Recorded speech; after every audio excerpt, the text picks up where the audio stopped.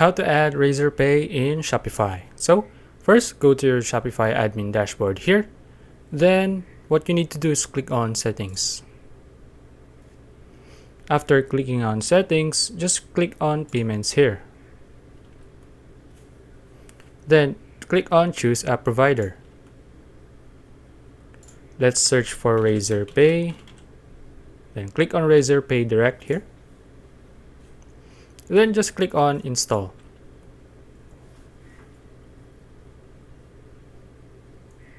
Click on Install again.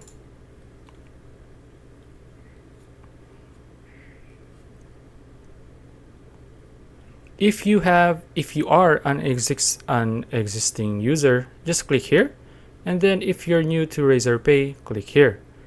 So what you need to do here is just click on I am new to RazorPay. Since I am new to RazorPay, then what you need to do is just complete all of the steps here from step 1 to step 4. After that, just go back to your store, your payments, then you can activate RazorPay here. Alright, and that's it.